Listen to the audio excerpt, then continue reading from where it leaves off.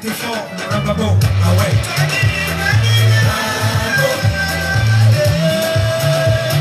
Merci, monsieur. Merci. Merci. Alors, camarade première dame, la parole est à vous.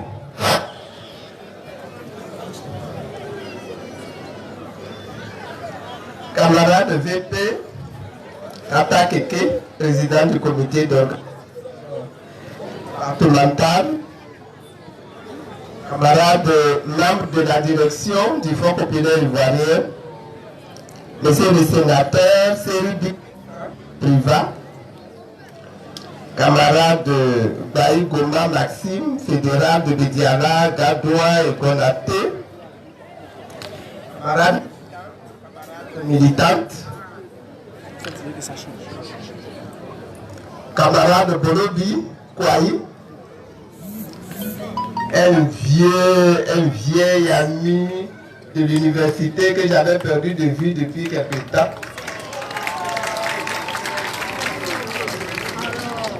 Camarade Séribi Clotilde, c'est en partie à cause de vous que nous sommes ici aujourd'hui à Gonaté.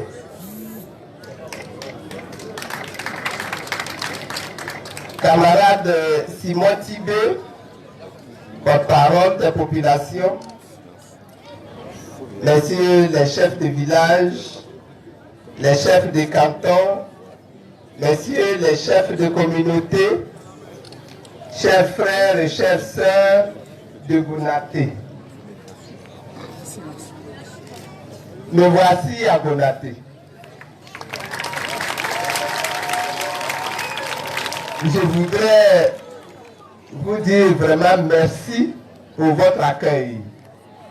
J'ai été impressionné par la joie, la liesse qu'il y avait dans nos rues jusqu'à ce que nous arrivions ici sur ce site où nous faisons le meeting. Que Dieu vous bénisse. Merci pour votre joie. Merci pour votre amitié. Merci pour votre accueil. Pour les prières et les libations que nous avons entendues, des paroles qui sont montées, je suis sûr, auprès de l'Éternel, le Seigneur, qui a créé le ciel et de la terre, qui nous a créés, nous tous ici, et qui prend soin de nous depuis là où il est, qui veille sur nous, qui entend tout ce que nous disons, qui entend tout ce que nous faisons. Vraiment, que son nom soit béni.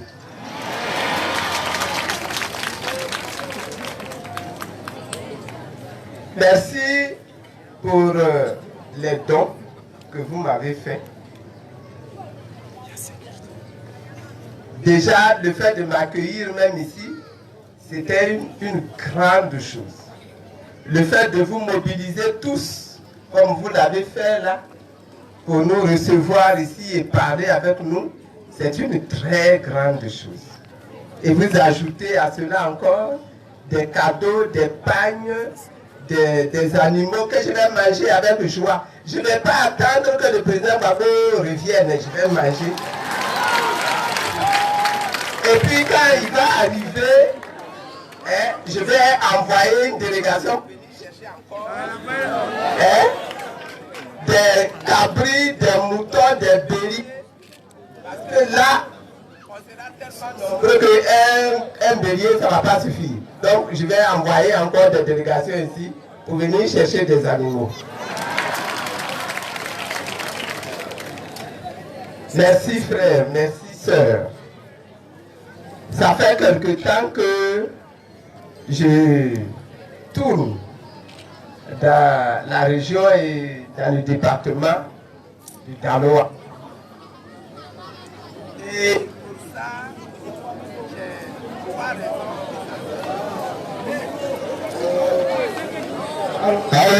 Allô? Allô?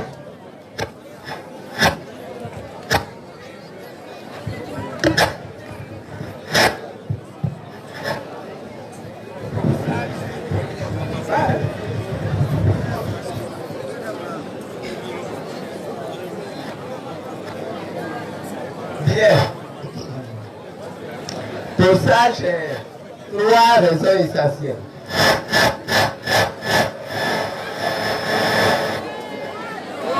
Même si je me donne. La première raison, c'est que je sais que quand j'étais en prison, il y a eu beaucoup de prières pour moi. Dans toute la Côte d'Ivoire. Je sais aussi que jusqu'aujourd'hui, pour le retour du président Gbagbo, il y a beaucoup de prières qui sont élevées dans toute la Côte d'Ivoire. Il était important de venir ici. Quand je suis sorti de prison, j'ai reçu des délégations de tous les départements de Côte d'Ivoire qui sont venus me saluer. Toutes les régions, depuis le nord jusqu'à l'ouest, au sud, au centre, toute la Côte d'Ivoire est venue me saluer, me souhaiter bonne arrivée et faire des bénédictions sur ma vie. Alors il était important que moi aussi je vienne, que je vienne vous saluer, que je vienne vous remercier, que je vienne vous féliciter et que je vienne danser avec vous. Merci pour vous. Je vous apporte le salut du président Laurent Gbagbo. Parce qu'on se rend compte, lui-même se rend compte, que dans notre histoire de la Côte d'Ivoire, là, Dieu est dedans. Et que Dieu veille sur les siens depuis le début jusqu'aujourd'hui. Dieu l'a épargné des bombes. Dieu l'a sorti de la prison de La Haye, de la prison des Blancs. Aujourd'hui, le tribunal des Blancs même a fini par conclure que tout ce qu'on a reproché à Gbagbo Laurent là, c'est mensonge.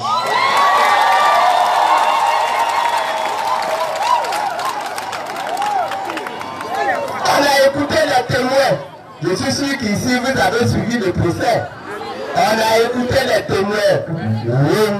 Rien, zéro pointé. On a regardé les preuves. Rien. Ah, les sages dans le village disent le mensonge là, il est rapide. C'est lui qui court le premier. Mais la vérité, elle va lentement. Et au moment où elle dépasse le mensonge là, le mensonge même ne comprend pas. Mais qu'est-ce qui se passe? La vérité est devant. Et la vérité a triomphé du mensonge. Donc Gbagbo dit, il vous dit merci. Merci pour vos prières.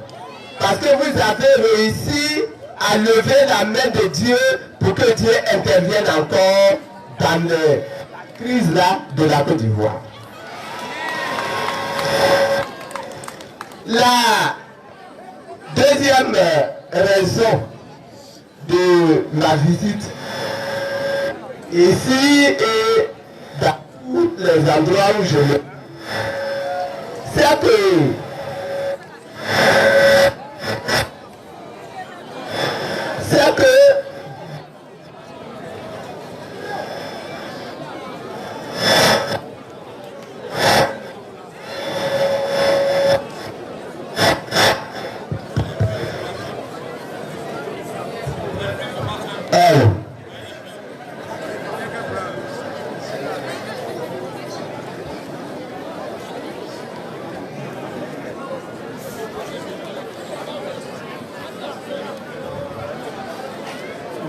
la deuxième raison, je disais, pour ma venue ici, en Côte d'Ivoire, c'est que pendant quelques années, après que le vent violent ait frappé le pays, le Front populaire ivoirien a décidé de ne plus aller aux élections. tant qu'un certain nombre de réformes ne sont pas réalisées en Côte d'Ivoire. Aujourd'hui, depuis le congrès de Mosou, le Front populaire ivoirien a décidé que désormais on participe aux élections. Donc nous allons aux élections. Nous irons aux élections présidentielles, nous irons aux élections législatives, nous irons aux élections municipales, nous irons aux élections régionales. Tout à l'heure, j'ai entendu les représentants du FPI ici qui se sont engagés à faire gagner le Front populaire ivoirien ici, à relater ici pour toutes les élections qui vont venir. Je prends acte. Mais mes yeux sont sur vous. Mes yeux restent braqués sur vous. C'est un défi. Et ce défi-là, il faut le relever. Dans ce défi-là, il y a des choses que nous devons faire pour que ce défi-là soit bien relevé. Premièrement, nous avons dit que les textes qui régissent les élections-là, ce ne sont pas de bons textes. Et que ces textes-là, il faut les modifier. Le débat est allé jusqu'à l'Union africaine. Et là-bas, la Cour africaine a pris la décision que les textes de Côte d'Ivoire là doivent être modifiés.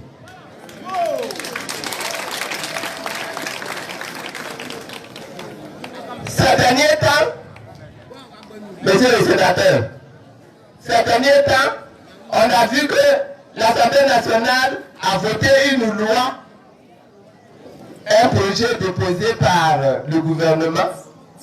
L'Assemblée nationale l'a adopté, le Sénat l'a adopté,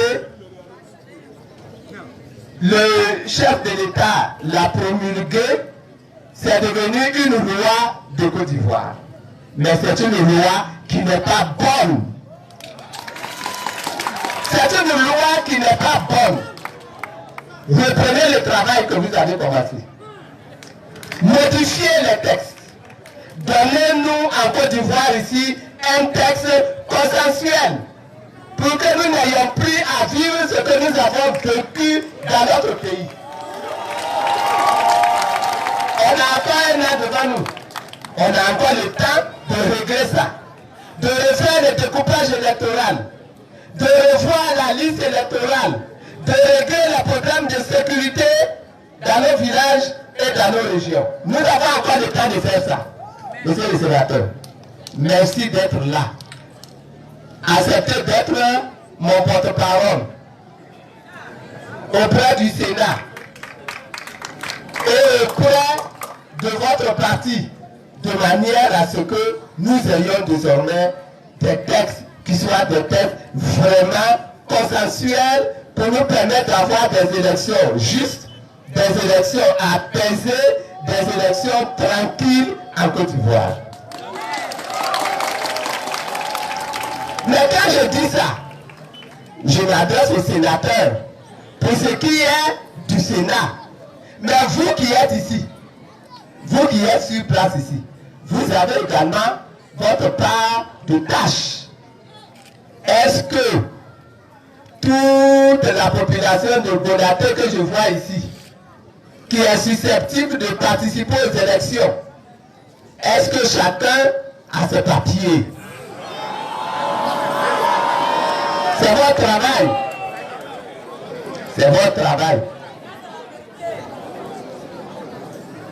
Deuxièmement, on va mettre en place des bureaux de vote.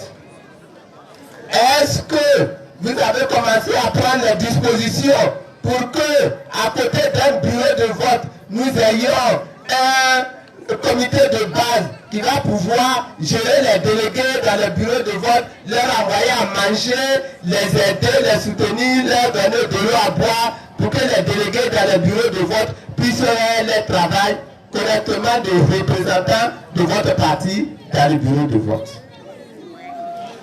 C'est un travail. Parce que les délégués, il faut les trouver. Il ne faut pas que ce soit des gens qui se laissent facilement baratiner et acheter par l'adversaire. Le délégué, il faut le former pour qu'il sache quel est le travail qu'il doit faire dans le bureau de vote. C'est un travail que vous devez faire. Et ce travail-là, ça vous revient. On ne va pas quitter Abidjan pour venir faire ce travail-là ici pour vous. Les élections arrivent. Je vais avoir des élus ici, à Gonaté. Je vais avoir des élus du Front populaire ivoirien ici, à Gonaté. À bon entendeur, salut.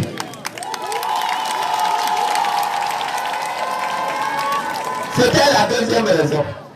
Mais j'ai une troisième raison. La troisième raison qui m'a amené ici, c'est que depuis, je dirais, 2001, la Côte d'Ivoire est à palabre avec elle-même.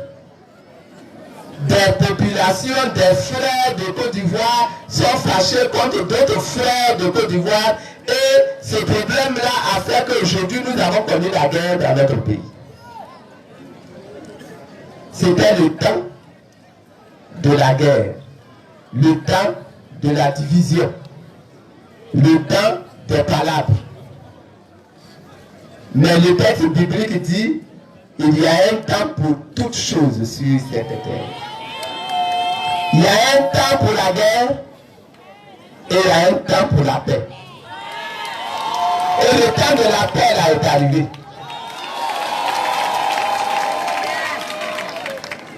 Et le temps de la paix qui est arrivé, il nous oblige, il nous engage, nous, les hommes qui habitons sur cette terre de Côte d'Ivoire, que Dieu nous a donné et que nous voulons donner un héritage à nos enfants, le temps là nous fait obligation de régler les problèmes qui ont amené la guerre dans notre pays. Première chose pour s'asseoir, pour régler les problèmes, il faut que chacun accepte de s'asseoir. D'accord? Si tu ne t'assois pas, comment est-ce qu'on peut régler les problèmes? Si dans la famille, il y a des palabres, et qu'un groupe refuse de s'asseoir pour parler avec l'autre groupe, comment on peut régler les problèmes de la famille? Il faut qu'on accepte de s'asseoir. Il faut que les gourous acceptent de s'asseoir avec les malinqués pour régler les problèmes. Jonathan, c'est devenu silencieux brusquement. Je répète, je dis, il faut que les gourous acceptent de s'asseoir avec les malinqués pour régler les problèmes. Il faut que les baoulés acceptent de s'asseoir avec les bêtés, avec les gourous, avec les malinqués pour régler les problèmes. Il faut que les Koulangos acceptent de s'asseoir avec leurs frères, les gourous, pour régler les problèmes. Il faut que les ouais acceptent de s'asseoir avec les malinqués, avec les sénoufos, avec les gourous, avec les guerriers, avec, non, c'est le dit de guerriers, avec les Yakuba pour régler les problèmes. C'est extrêmement important. On veut un pays où on va pouvoir vivre en paix. On veut un pays où on va pouvoir faire le développement tranquillement. On veut un pays où le paysan va pouvoir aller au champ sans inquiétude. On veut un pays où les villageois vont pouvoir se coucher la nuit et dormir, même si la porte n'est pas fermée à clé, dormir jusqu'au matin sans être agressé. C'est ça qu'on veut. Mais pour obtenir ça, il faut qu'aujourd'hui, on ait le courage de s'asseoir et puis de se parler dans la vérité et dans la franchise. Premièrement, celui qui a souffert, celui qui a été maltraité, celui qui a été piétiné, celui qui a été injustement accusé, il faut qu'il accepte de pardonner. C'est pas dit aïe. Il faut qu'il accepte de pardonner. Moi, je suis sorti de prison. Je suis resté en prison pendant... Je suis sorti de prison. Après, on m'a jugé. Et quand on m'a jugé, on a décidé que j'étais innocent et que je n'avais rien fait.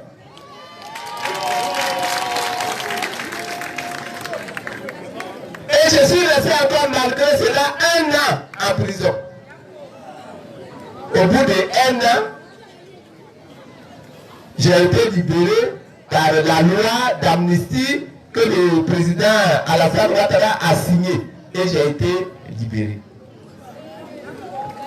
Mais je dis, quand j'étais là-bas, pendant que je faisais mes prières, ce que Dieu m'a montré, c'est que le pardon là, c'est un médicament.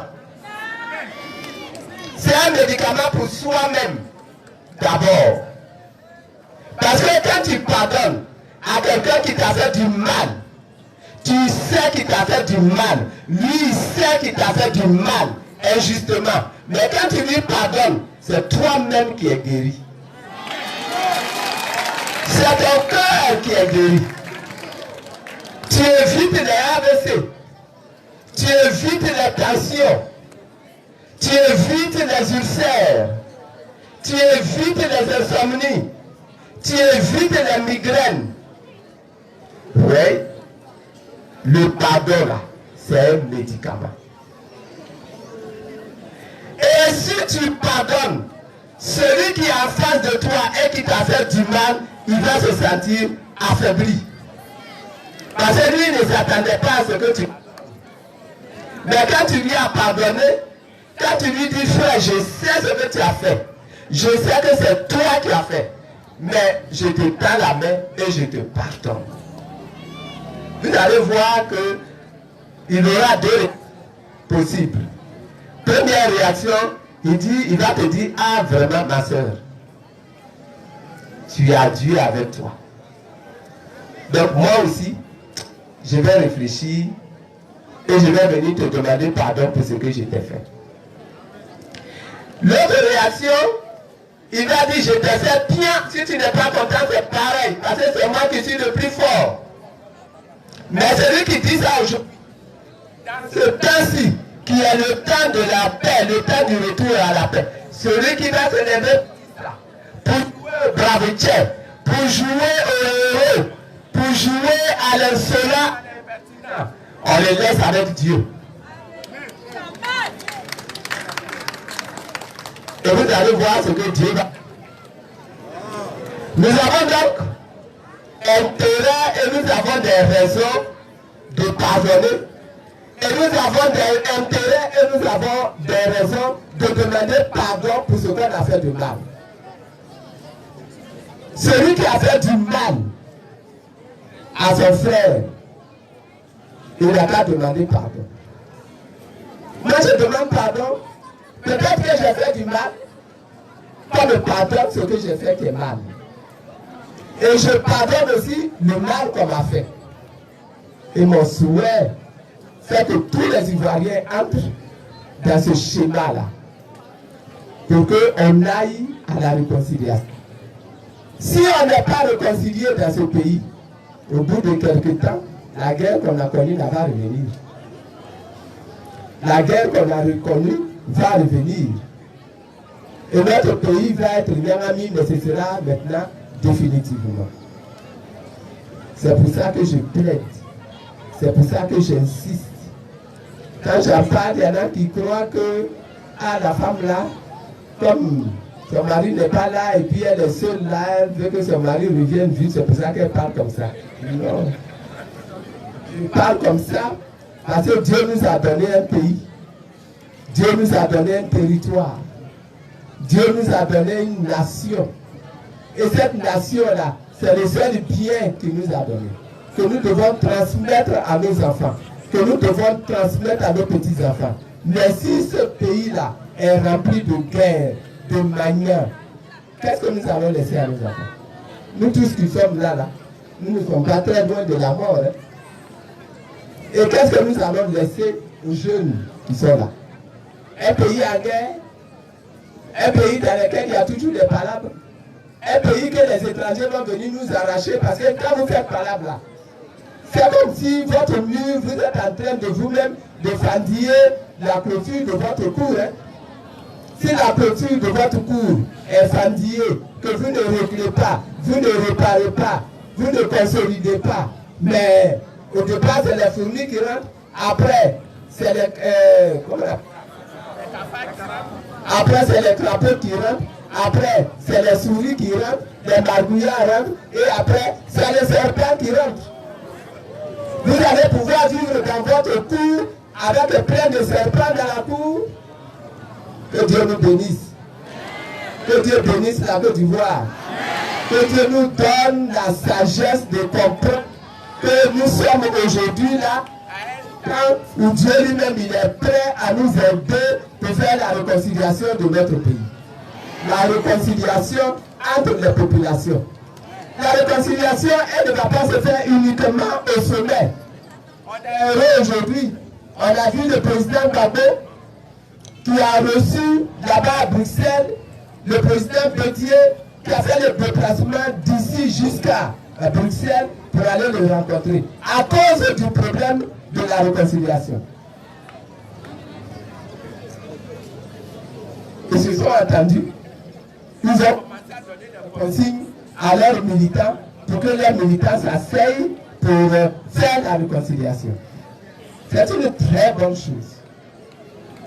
Le PDCI, hier encore, était notre adversaire sur le terrain. Mais ça, c'est quand on est en train de se battre pour avoir des députés, pour avoir des présidents de la République. On peut se battre entre nous. Ça, c'est la guerre. On n'a pas besoin d'aller faire la guerre pour ça. C'est pas normal, c'est pas juste qu'on se retrouve à faire la guerre pour ça. Qu'on sorte les machettes pour une affaire de député, pour une affaire de maire, pour une affaire de président de la République. C'est pas normal. C'est pas normal. Et ils l'ont compris aujourd'hui. Ils se sont serrés la main là-bas à Bruxelles. Mais aujourd'hui là, sur les territoires, on n'a pas que le PDCI et les FPI. On a le PDCI, on a les FPI, mais on a le RHDP, on a le RACI, on a toutes sortes de partis politiques avec leurs militants depuis le sommet jusqu'à la base. Il est temps que tous les Ivoiriens, nous nous mettions ensemble, quelle que soit notre couleur politique, que nous nous mettions ensemble pour construire l'unité, pour réaliser la réunification, pour réaliser la réconciliation de notre nation. C'est nous qui allons y gagner. Nous allons y gagner le respect de nous-mêmes, le respect de nos enfants, le respect de nos voisins, le respect des étrangers qui vivent avec nous et le respect des États dans le monde entier qui vont se dire, ah, les Ivoiriens là ont eu une crise très dure, mais ils ont réussi à se réconcilier. Voilà ce à quoi je vous appelle. Que Dieu vous bénisse, que Dieu bénisse votre ville, vos villages ici, que Dieu bénisse toute la Côte d'Ivoire. Je vous remercie.